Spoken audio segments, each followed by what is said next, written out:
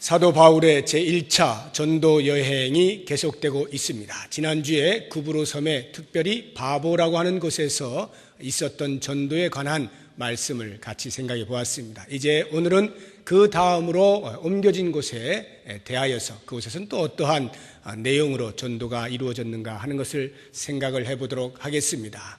원래 13장 13절부터 쭉 보아야 합니다만 시간 관계상 한 두 절만 같이 읽었는데요. 13절을 보시게 되면은 바보에서 버가라 하는 밤빌리아 지역에 있는 버가라 하는 도시로 옮겨간 것을 볼 수가 있습니다. 그곳에서 마가 요한이 예루살렘으로 귀환을 하고 곧바로 버가에서부터 북쪽으로 비시디아 안디옥이라 하는 곳으로 다시 떠나서 그곳에서 전도하는 내용이 오늘 우리가 보게 될 본문의 말씀입니다.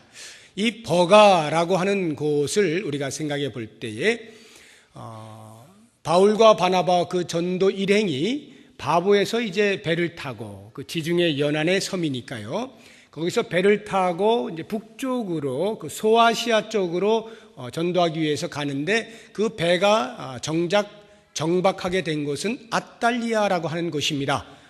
누가는 이곳에서 기록하고 있지 않지만 14장에서 다시 돌아오는 귀환길을 보게 되면 버가에서 아탈리아로 갔다가 아탈리아에서 배를 타고 있는 것을 보게 됩니다. 그런 것을 보아서 이 버가라고 하는 장소는 큰 배가 정박할 만한 도시가 못 되기 때문에 아탈리아에 도착을 해서 거기에서 도보로 약 한 20km 동쪽으로 가게 되면 버가가 있어요. 그곳에 이제 도착을 한 것으로 추측이 되어집니다. 그런데 공교롭게도 거기에서 함께 하였던 마가가 그만 예루살렘으로 귀환을 하죠. 그리고 이제 귀환과 동시에 바나바 바울 일행은 다시 이제 북쪽으로 정북쪽으로 약 160km 정도 떨어진 비시디아 지역의 안디옥이라 하는 곳으로, 여기는 우리가 알고 있는 파송되어진 그 수리아 안디옥하고 다른 곳입니다. 안디옥이라 하는 이름을 가진 도시가 여럿 있다고 말씀을 드렸죠. 비시디아에 더 정확하게 이야기하면 비시디아 지역과 인접하고 있는 바로 옆에가 부르기아라고 하는 지역인데 이 안디옥은 정확하게는 부르기아 지역에 있는 곳입니다. 그런데 보통 그 당시에 사람들이 비시디아가 크기 때문에 수리아 안디옥과 비교하여 이해를 돕기 위해서 누가가 아마도 부르기아의 안디옥 이렇게 하지 아니하고 비시디아 안디옥이라 이렇게 기록을 하지 않았나 생각이 됩니다. 아무튼 그곳에 이제 가서 복음을 전하는데 안식일이 되어서 회당에 들어가서 이제 말씀을 전하는 그러한 장면이 이제 나오는 것입니다. 먼저 서론적으로 이 마가가 왜 귀환을 했을까라고 하는 것에 대해서 잠시 생각을 해보면 여러 가지 학설들이 있는데 향수병에 걸렸다라고 보는 분들이 계십니다. 마가의 다락방 아시죠? 그러니까 그만한 큰 다락방이 있었을 때에는 어느 정도 부요한 삶을 살았던 것을 알 수가 있어요. 그러니까 그런 예루살렘에서 부한 삶을 살다가 선교지에서 막상 어렵게 살아가는 그 삶을 경험했을 때에 고향에 가고 싶다라고 하는 향수병에 걸릴 만도 하겠죠. 그렇게 보는 학자들이 있는가 하면 또 어떤 사람은 이 마가 요한이 바나바의 생질이거든요. 조카예요. 그러니까 1차 전도 여행 당시의 주축 세력은 바나바와 바울이었습니다. 바나바가 앞에 있어요. 그러니까 아마 생질로서 바나바가 대장이니까, 자기의 삼촌이 대장이니까 같이 한번 동참해야겠다 이렇게 하고 출발을 했는지 모르겠습니다. 그런데 바보에 이르러서 엘루마에게 호통을 치고 실제적인 능력을 행하는 것은 바울이었습니다. 그리고 누가도 그 이후부터 더 이상 사울이라 부르지 아니하고 바울로 칭하면서 바나바보다 앞세워서 바울의 활동을 소개하고 있는 것을 볼 수 있어요. 즉, 그 주축 세력이 바나바에서부터 바울로 옮겨진 것을 알 수가 있는데 그것으로 인하여서 이 생질인 마가 요한의 마음속에 좀 바울에 대한 시기심이 있지 아니하였는가라고 보는 학자도 있습니다. 또는 이제 그 버가에서 비시디아 안디옥으로 정북으로 이렇게 160km 올라간다 그랬잖아요. 그 길이 대단히 험난한 길이에요. 강도들이 많이 나타나는 길인데, 고린도서 11장을 보시게 되면 사도 바울이 자기의 사역 가운데 당하였던 여러 어려움들을 소개하는 중에 26절에 보면 또 여러 강의 위험과 강도의 위험과 이렇게 써놨거든요. 거기에 그 강도의 위험을 당한 것이 바로 이 버가에서부터 비시디의 안디옥까지 가는 그 길 중에 있었을 것이다, 경험했을 것이다 라고 추측들을 하거든요. 그만큼 그 길이 험난하고 어려운 것입니다. 그런 것을 예상한 마가 요한이 야, 이거 선교가 보통 일이 아니구나 라고 하면서 앞으로 펼쳐지게 되어질 그 고난스러움에 대하여 두려운 나머지 예루살렘으로 돌아갔을 것이다, 이렇게 보는 학자들도 있고요. 조금 더 유력한 추측이 있다면 그것은 마가 요한이 버가에서 모기에게 물려가지고 말라리아에 걸렸다라고 하는 것입니다. 말라리아에 걸려서 더 이상 사역을 할 수 없게 되어서 고향으로 돌아갔다는 것인데, 이것에 대하여서 근거로 우리가 찾아볼 수 있는 내용들이 뭐냐 하면, 이들이 아탈리아라고 하는 곳에서 도보로 버가까지 왔다라고 할 때에는 적어도 버가에서 뭔가 전도 활동을 하려고 했던 것 아니겠습니까? 그런데 그러한 기록이 전혀 없이 곧바로 비시디의 안디옥으로 올라가고 있는 것으로 보아서는 필연코 버가에서 전도할 수 없는 상황이 발생했음을 가능케 하는 것입니다. 다시 말하면 14장 뒤쪽을 가시면 귀환하는 그 경로도 보여주고 있는데, 다시 버가에 와서 복음을 전하는 일이 기록이 되어 있거든요. 그런 것으로 볼 때는 이 버가에서도 분명히 복음을 전할 것이었는데 하지 않냐고 곧바로 올라간 것은 바로 이와 같이 말라리아가 만연해 있었기 때문에 바나바와 바울이 마가 요한처럼 말라리아에 걸리기 전에 빨리 일단 다른 곳으로 가서 복음을 전해야 되겠다라고 하는 것으로 인하여서 버가에서 전도한 기록이 없지 않느냐. 그러니까 마가 요한은 아마도 말라리아에 걸렸을 확률이 높다. 그래서 예루살렘으로 돌아갔을 것이다. 이렇게 보는 학설들이 있습니다. 아무튼 제가 여러 가지를 소개했습니다만 중요한 것은 15장을 가보시게 되면 누가의 기록에 의하여 바울이 매우 심기가 불편했어요. 이 일로 인하여서. 그래서 2차 전도 여행을 떠날 때에는 바울은 마가 요한을 데리고 가지 않기를 원합니다. 이미 한번 실패한 사람이다, 이렇게 여긴 것이죠. 그렇게 볼 때에 어떠한 이유가 되었든지 선교사로서의 기본적인 자질에 있어서 조금 미흡했다 하는 것만큼은 틀림이 없는 것 같습니다. 왜냐하면 어찌되었거나 바나바와 바울은 계속하여 선교 활동을 하는 것 아닙니까? 그거에 비해서 요한은 돌아가잖아요. 이렇게 해서 아무튼 이제 바나바와 바울은 비시디아 안디옥으로 출발을 합니다. 그래서 그 험난한 길을 다 겪고 나서 도착을 해서 안식일이 되자마자 그들이 찾아간 곳이 바로 회당입니다. 이미 지난주에도 제가 말씀을 드린 것처럼 회당이라고 하는 것은 예루살렘을 떠난 유대인들이 각각의 위치에서 일정 숫자의 유대인들이 모이게 되면 그들은 반드시 회당을 지었어요. 그리고 그 회당을 중심으로 신앙생활을 한 것뿐만 아니라 삶 전체를 나누는 신앙 공동체의 어떤 핵심으로서 회당이 역할을 한 것입니다. 그래서 이 비시디아에 있는 안디옥이라고 하는 도시에도 그 회당이 있었던 것이죠. 그런데 이제 15절 16절을 보시게 되면 회당에서 무엇을 하는가 하는 것에 대한 회당의 풍경이 간단하게나마 스케치가 되어 있습니다. 보시게 되면 모세의 율법과 선지자의 글을 읽습니다. 그리고 그걸 누가 관장을 하느냐면 회당을 지키는 회당장이 있어요. 여기는 회당장들이라 이렇게 여러 명을 이야기하고 있는데, 회당장들이 자, 당신 이번에 성경을 좀 읽어주시오. 낭독자를 정합니다. 그리고 나면은 그 모인 무리들 가운데에서 이제 랍비죠. 랍비들 가운데에서 회당장이 임명을 해요. 이번 주에는 당신이 좀 강론을 해주시오. 이렇게 하면 이제 그 사람이 강론을 하고 다른 사람은 다 듣는 것입니다. 이러한 신앙의 행위를 하고 있었는데, 때로 나그네들이 많이 돌아다니지 않습니까? 그러면서 회당에 들어오게 될 때에 회당장이 유심히 보고는 그 나그네들 가운데에서 좀 범상치 않게 여겨지는 사람들, 눈을 탁 보면 알잖아요. 그런 사람들에게 부탁을 할 때가 있어요. 초청을 하여서 당신이 좀 말씀을 전하시겠습니까? 이렇게 초청해서 응하면 그 사람이 말을 하게 되는 것입니다.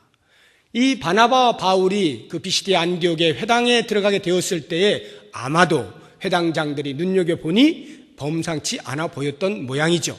바나바는 레위 족속인데다가 바울은 이미 가말리엘 문화에서 많은 그 유대 학문들을 익히지 않았습니까? 그러니까 아마 겉으로도 조금은 냄새가 났으리라 하는 생각이 듭니다. 그래서 그 회당장들이 사람을 시켜 그들을 초청했을 때에 바울이 나서서 모여있는 그 사람들에게 강론을 하게 되는 것이 17절부터 41절까지의 말씀입니다.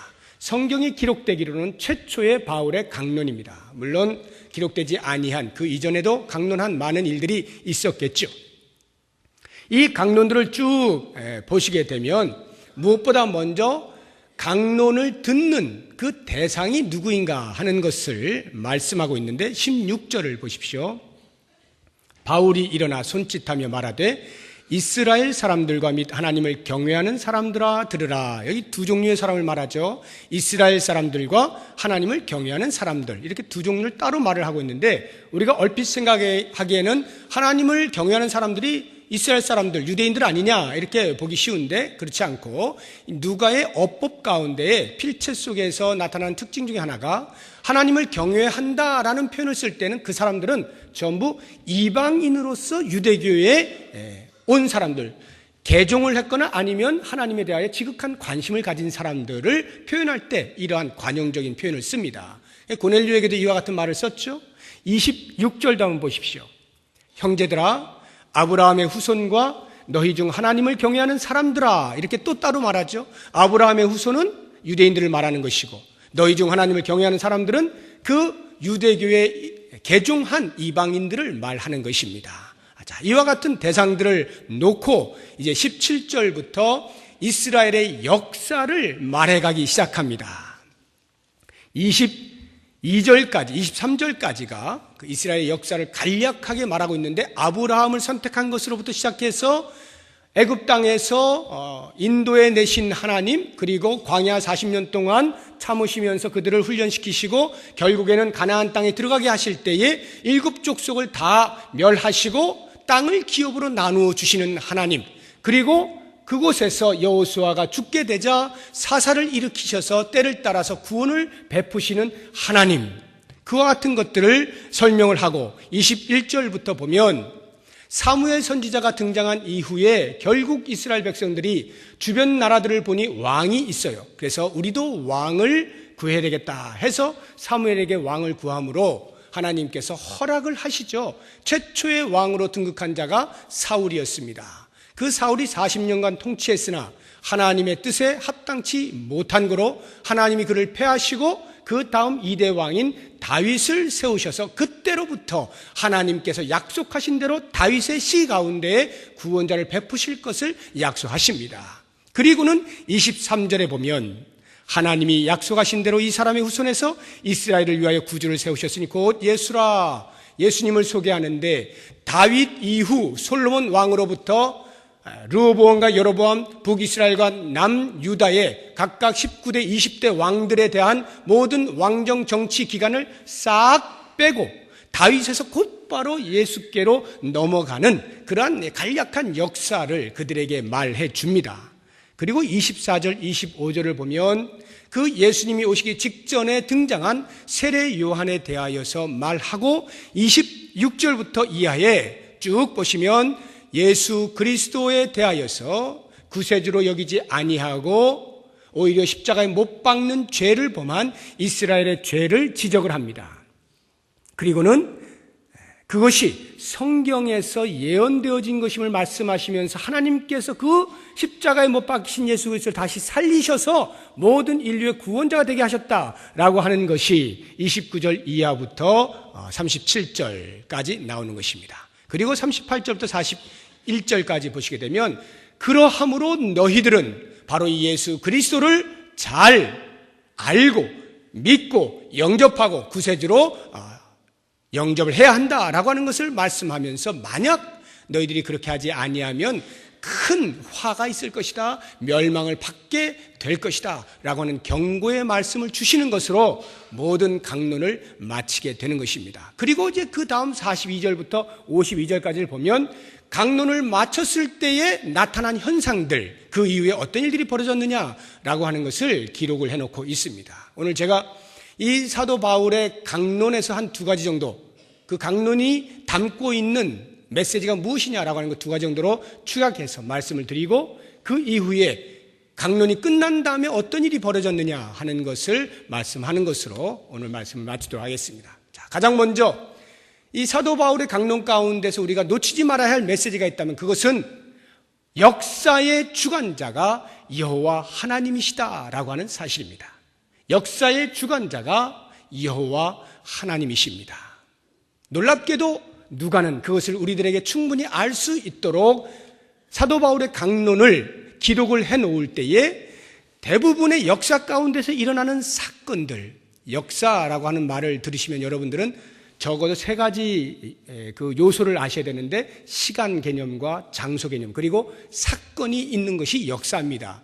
그 역사, 사건들이 시간과 장소 속에서 흐르고 생겨난 그 모든 발생되어진 사건들의 주체를 누가가 대부분 하나님으로 기록하고 있는 것을 보실 수가 있습니다. 17절을 한번 보십시오. 이 이스라엘 백성의 하나님이 주어져. 21절 보세요. 그 후에 그들이 왕을 구하거늘 하나님이 베냐민 지파 사람 기스의 아들 사울을 40년간 주셨다.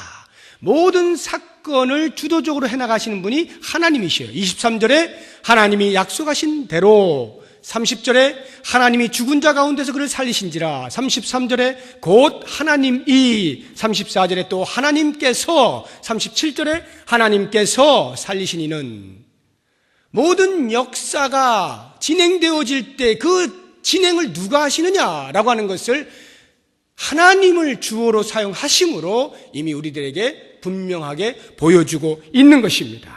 자, 이렇게 하나님께서 이스라엘 모든 역사를 진행해 가셨다라고 하는 것을 말씀할 때에는 바울의 마음 가운데 그 회당에 모여 앉아있는 이스라엘 백성들 뿐만 아니라 이방인으로서 유대교회에 개종되어진 그 강론을 듣고 있는 모든 사람들을 향하여 무엇을 말하고자 하는 것일까요?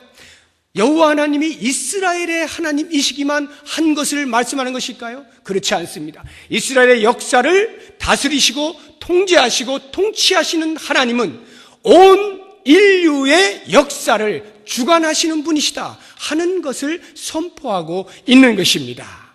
그렇기 때문에 우리 하나님은 단순히 천지를 만드신 다음에 역사의 뒤안으로 물러나 계시는 것 아니고, 가끔씩 사람들이 하나님 어디 계십니까? 저 좀 도와주십시오 하면 나타나셔서 도와주시고 또 물러가시는 그런 하나님이 아니라, 언제 어느 때든지 우리 인간과 가장 가까이에 계시면서 우리의 일어나는 모든 사건들 가운데에서 주도적으로 하나님께서 인도해 가신다는 거예요. 구체적이고 섬세하게 우리와 함께 호흡을 하시는 그와 같은 하나님인 것을 말씀하는 것입니다. 왜 사도 바울이 이 말씀을 할까요?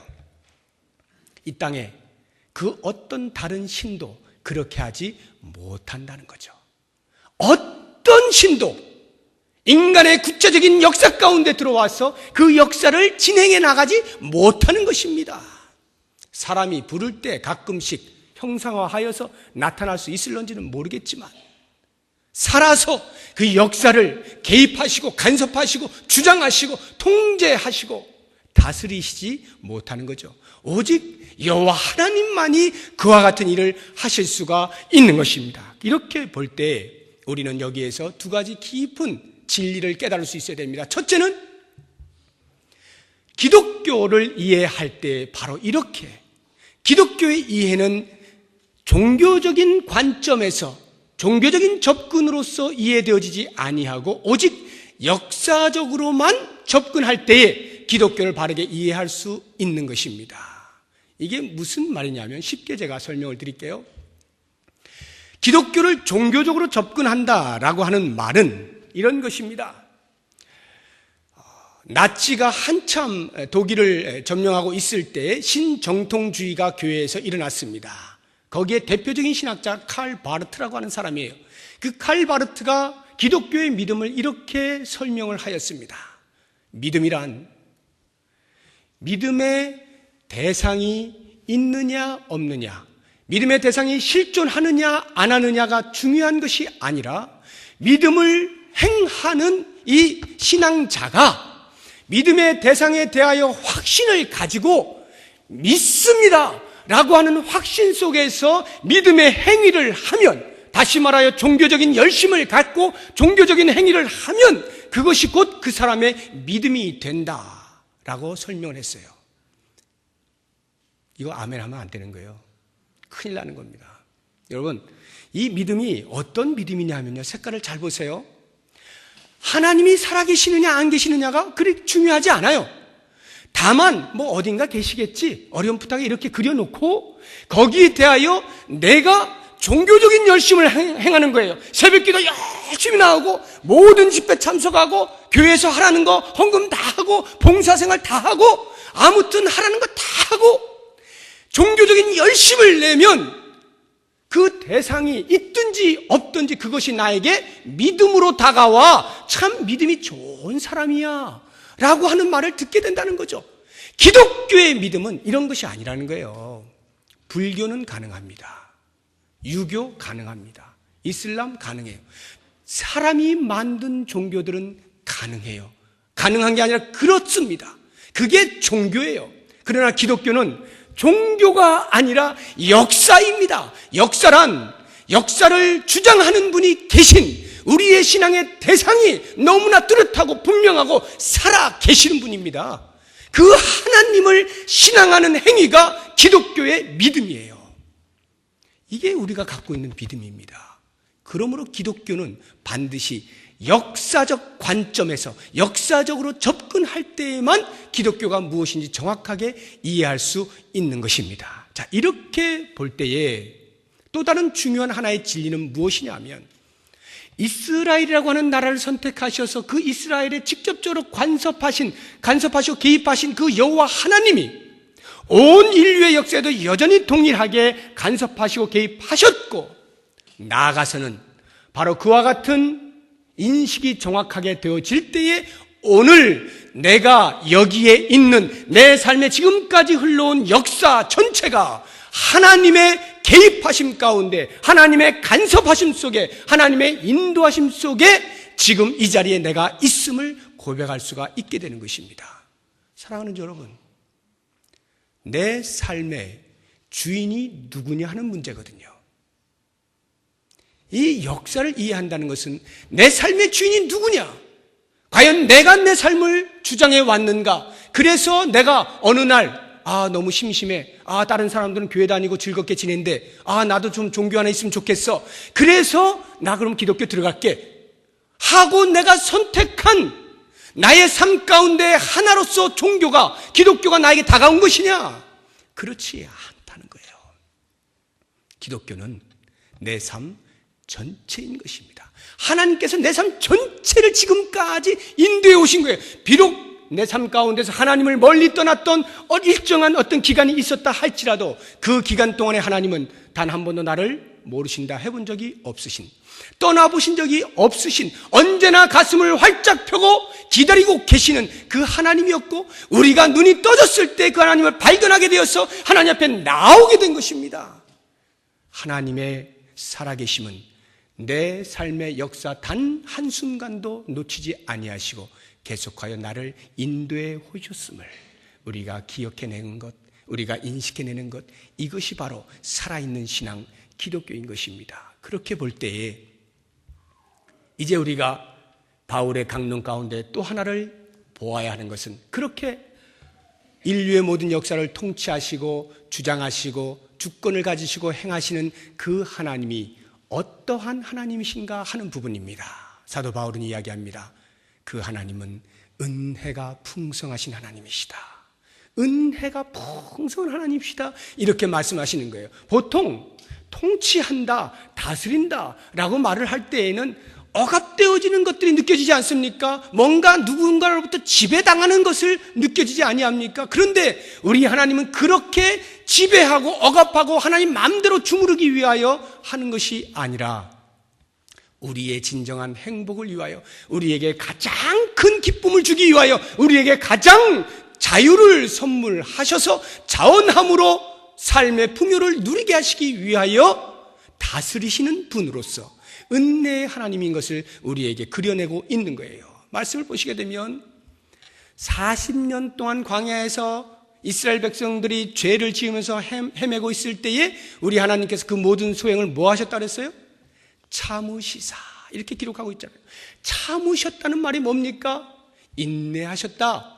그럼 그 인내가 40년 광야 기간으로 끝났습니까? 아닙니다. 가나안 땅에서 생활하고 그 이후에 여호수아가 죽고 아무도 통제하는 사람이 없을 때, 자기들 마음에 자기의 속에 오른 대로 행하고 있을 때에 주변 사람들을 통하여서 핍박을 받고 할 때 또 그들이 울부짖지 않습니까? 하나님 한 번만 살려주시면 제가 하나님 앞에 다시는 범죄하지 않겠습니다. 울부짖고 울부짖으면 하나님께서 어떻게 하십니까? 외면하지 아니하시고 또다시 사사를 통하여 구원해 주시는 일들을 하지 않습니까? 그렇게 몇백 년을 지내오면서도 하나님은 계속하여 참으시는 거예요. 이스라엘 백성들이 왕을 달라 해서 왕을 주었더니 고작 한다는 것이 주변 나라의 왕들이 행하고 있는 우상들을 섬기는 그러한 것들이나 하고 있는 그 와중에도 하나님께서는 때로는 권면으로, 때로는 징계로, 때로는 기다리시는 것으로 계속하여 은혜를 베푸시면서 결국 다윗의 씨 가운데 구세주가 나기까지 기다리시지 않습니까? 기다리시고 또 기다리시고 남은 자를 남겨두시면서 다윗의 씨를 통하여서 반드시 인류를 구원하시고야 마시겠다고 하는 인간들의 실패보다 더 큰 하나님의 은혜로 우리를 기다려주시지 않습니까? 뿐만 아니라 그 하나님의 은혜는 그렇게 그리스도를 십자가에 못 박아 버린 인류의 최악의 죄를 저질렀음에도 불구하고 그 십자가에서 하나님께서 높이 세우셔서 부활의 영광을 보게 하시고 모든 인류로 하여금 그 그리스도 앞에 나올 때에 죄사함의 은혜와 의롭게 되는 은혜를 주셔서 하늘의 영광스러운 하나님의 자녀 삼아주시는 은혜가 있지 않습니까? 사도 바울이 이야기하고 있는 것이 그거예요. 모여든 모든 사람들은 그 말씀을 들어야만 하는 것입니다. 스스로 구원의 길을 이룰 수 없는, 스스로 의롭게 되어질 수 없는 그 사람들을 향하여 여기 구원의 길이 있으니 제발 예수 그리스도를 보라, 그리스도 앞으로 나오라, 그 자들에게 죄사함의 은혜를 주겠노라, 의롭다 여겨 주겠노라 선포하고 있는 하나님의 은혜를 노래하고 있는 것이 사도 바울의 강론인 것입니다. 그러므로 사랑하는 여러분, 우리들은 기억해야 할 것입니다. 하나님의 은혜는 우리 인간의 실패보다 훨씬 크고 위대하십니다. 비교할 수 없어요. 실패하고 실패의 연속으로 살아가고 있는 인생을 품으시는 것이 하나님의 은혜입니다. 그러므로 이 은혜의 결정으로서의 예수 그리스도가 내게 구세주로 다가오고 있는 이것을 생각할 때마다 우리는 말할 수 없는 하나님의 은혜에 대한 감격이 있어야 하는 것입니다.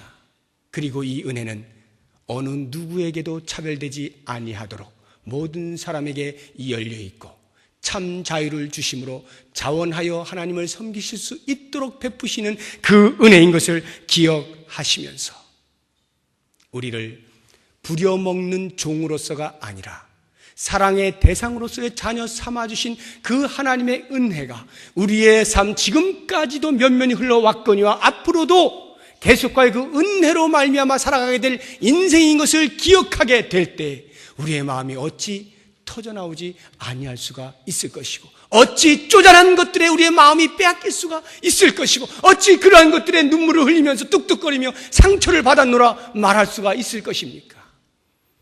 하나님께서 우리에게 보여주시는 그 은혜를 생각할 때마다 북받쳐 오르는 감격으로 다시 한번 무릎을 꿇고, 하나님, 오늘도 저는 하나님이 베푸시는 그 은혜로 말미암아 삽니다. 감사합니다. 감사합니다. 이 고백이 우리 모두에게 있기를 주의 이름으로 축복합니다. 이제 마지막으로 이렇게 사도 바울이 강론을 했을 때에 다 마치고 나니까 놀라운 일들이 벌어지는데요. 두 가지 상반된 반응이 나옵니다. 첫 번째 반응은 42절을 보십시오. 그들이 나갈새 강론을 마치고 나갔습니다. 사람들이 청하되 다음 안식일에도 이 말씀을 하라 하더라. 한 번 더 오셔서 꼭 이 이야기를 해 주십시오. 들었는데 뭘 또 이야기를 하라 하는가 싶지만 그 다음을 보시게 되면 이해가 됩니다. 44절을 보십시오. 그 다음 안식일에는 온 시민이 거의 다 하나님의 말씀을 듣고자 하여 모이니, 거길 보시면 그렇게 한 번만 다음 안식일에 또 오셔서 이 말씀을 또 해주세요 라고 할 때에는 그 사람들의 마음에 어떤 마음이 있었던 거예요? 야, 이거 우리만 들어서는 안 되겠네 하고는 자기 집에 가서 동네방네 가면서 다 불러 모은 거예요. 거의 온 시민이 다 모였다고 되어 있지 않습니까? 놀라운 일이 벌어지죠. 야, 정말 이렇게 하나님의 말씀이 신비하구나, 놀랍구나, 하나님의 은혜가 크구나 하는 것을 깨닫게 되는 한 부류가 있었는가 하면 그와는 전혀 다르게 45절을 보십시오. 유대인들이 그 무리를 보고 시기가 가득하여 바울이 말한 것을 반박하고 비방하거늘. 이게 웬일입니까? 그렇게 한편에서는 하나님의 은혜 앞에 녹아져서 그 말씀을 어찌하든지 다시 한번 들어보려고 다른 사람들에게 증거하고 데리고 오고 이런 일이 벌어졌는가 하면 또 한편에 유대인들 가운데는 오히려 그들을 시기하면서 반박하고 비방하는 일들이 벌어지고 있는 것입니다. 동일한 하나님의 말씀이 증거되어졌는데 이렇게 상반된 반응을 보일 수 있다는 것에 대하여 우리는 깊이 인식할 수 있어야 합니다. 그래서 바울이 뭐라고 말을 하느냐 하면 그렇게 반박하여 비방하는 자들을 향해서 46절에 보시면 바울과 바나바가 담대히 말하 이르되 하나님의 말씀을 마땅히 먼저 너희에게 전할 것이로되, 유대인들에게 말하는 것입니다. 너희가 그것을 버리고 영생을 얻기에 합당하지 않은 자로 자처하기로. 대단히 중요한 말입니다. 똑같이 유대인들에게도 영생의 말씀을 전하였는데 그 유대인들은 영생의 말씀을 받아들이는데 합당치 않은 자로 어떻게 했다고요? 자처하였다. 스스로 그와 같은 자리에 머물렀다 이 말이에요. 영생이 던져졌는데 영생을 일부러 박찼다 이런 말입니다. 그래서 할 수 없이 우리가 어디로 간다고요? 이방인에게로 향하노라. 그래서 이방인들에게 복음을 전했더니 이방인들은 어떻게 한다고요? 48절 다 같이 한번 읽어보겠습니다. 시작. 이방인들이 듣고 기뻐하여 하나님의 말씀을 찬송하며 영생을 주시기로 작정된 자는 다 믿더라. 이방인들은 듣고 기뻐하여 하나님의 말씀을 찬송했대요. 하나님의 말씀을 찬송하면서 그 다음 말 영생을 얻기로 작정된 자는 다 믿더라. 이게 우리 칼빈의 예정론을 근거해주는 대표적인 그 근거 구절이에요. 믿기로 작정된 자는, 영생을 얻기로 작정된 자는 다 믿더라. 그래서 우리 마음 가운데 이 예정론에 대해서 늘 끊임없이 질문하시는 분들의 질문이 이겁니다. 여러분들도 지금도 아마 그 생각 하고 계실지 모르겠어요. 야, 그럼 저 사람들은 이미 영생을 얻기로 작정된 자야. 그래서 구원을 얻었는데, 그러면 반대로 이야기하면 영생을 얻기로 작정되지 않은 사람도 있지 않겠느냐 해서 그 영생을 얻지 못한 자의 책임을 누구에게 전가하는 거예요? 작정을 하신 하나님에게 두려고 하는 오해를 자꾸 하는 것입니다. 바로 그 오해 때문에 사도 바울이 미리 46절에 말씀하고 있지 않습니까? 유대인들을 향하여서 영생을 얻는 데 합당한 자로 그 자리에 박차고 나가는, 영생을 얻는 데 합당치 아니한 자로 자처하는, 자처가 뭡니까? 스스로 결정했다 이 말이에요. 영생을 얻기로 작정되지 아니한 것이 하나님의 작정 때문이 아니라 사람의 그 선물을 박차는, 차버리는, 거부하는 그 자유의지로 말미암았다라고 말씀을 하고 있음으로써 우리들에게 이제 이해를 돋구기를, 구원 얻음은 하나님의 작정되신 그 작정하심과 인간이 그 구원을 받아들이는 인간의 자유의지가 만나는 자리에서 일어나거나 일어나지 않거나 하는 것임을 알게 되는 것입니다. 우리가 이 신비는요, 천국 가면 금방 알게 돼요. 아, 이게 이런 뜻이었구나 하는 것을 알게 되어지는데, 하나님의 작정하심과 인간의 받아들이느냐 거부하느냐의 그 만남 속에 구원이 일어나게 되는 거예요. 유대인들은 그 구원을 발로 차버린 거죠. 이방인들은 그것을 받아들이면서 기쁨으로 감사하고 하나님의 말씀을 찬송했다, 이렇게 말하고 있는 것입니다. 이제 종합해서 보게 되면 사도 바울이 비시디아 안디옥에서 전도를 했을 때에 그 결과로서 이제 49절, 50절, 51절, 52절을 보시게 되면 49절에 뭐라고 나옵니까? 주의 말씀이 그 지방에 두루 퍼지니라. 말씀이 편만하게 증거되어지는 모습을 보여주고 있습니다. 그렇죠. 전도를 하면 당연히 그 전도한 만큼 말씀이 증거가 되어지는 것이죠. 그런데 그 다음을 보시게 되면 놀라운 일이 벌어집니다. 50절에 이에 유대인들이 경건한 귀부인들과 그 신의 유력자들을 선동하여 바울과 바나바를 박해하게 하여 그 지역에서 쫓아냈다, 이렇게 나와 있습니다. 복음을 증거하면 그래서 이제 사도 바울이 사람들로부터 칭찬을 받고 존경을 받고 이렇게 되면 이야기가 좀 더 부드러울 것 같은데, 오히려 반대하는 사람들에 의하여서 박해를 받고 쫓겨나게 됐다.